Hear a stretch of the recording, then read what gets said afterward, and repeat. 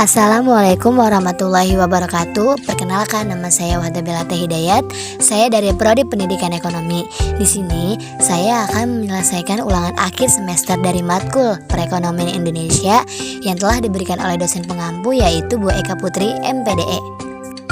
Untuk menyelesaikan ulangan akhir semester dari matkul ini, saya akan menjelaskan yaitu sebuah fenomena atau kasus yang berkaitan dengan ekspor dan impor. Pengertian ekspor dan impor. Ekspor adalah kegiatan menjual barang atau jasa ke luar negeri, sedangkan impor adalah kegiatan membeli barang atau jasa ke luar negeri. Keuntungan melakukan ekspor dan impor. Yang pertama, mengembangkan pasar produk. Yang kedua, meningkatkan keuntungan. Yang ketiga, memperluas jangkauan pasar. Dan yang keempat, menghindari persaingan lokal. Dan yang terakhir, menghindari monopoli produk. Kekurangan melakukan ekspor dan impor. Yang pertama, menciptakan pengangguran. Yang kedua, menciptakan persaingan industri dalam negeri. Dan yang terakhir, menimbulkan kelangkaan barang di dalam negeri.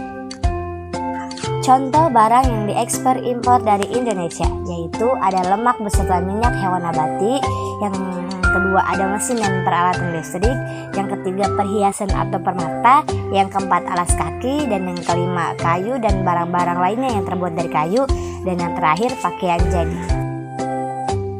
Berikut ini adalah salah satu contoh kasus kegiatan ekspor dan impor, yaitu salah satunya korupsi di Kementerian Perdagangan dari ekspor minyak goreng hingga impor besi. Muhammad Lutfi yang tadinya menduduki jabatan Menteri Perdagangan akhirnya digantikan oleh Ketua Umum Partai Amanat Nasional atau PAN setelah Presiden Joko Widodo merombak kabinetnya.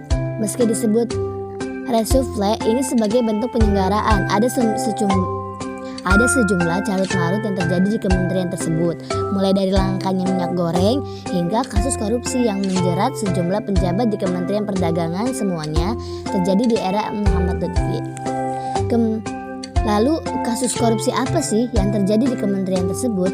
Kementerian Perdagangan jadi sorotan di saat minyak goreng sedang langka.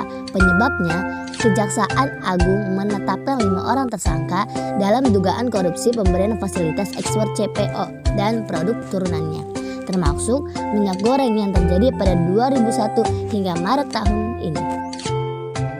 Cukup hanya ini yang bisa saya sampaikan. Apabila ada salah kata mohon dimaafkan. Wassalamualaikum warahmatullahi wabarakatuh.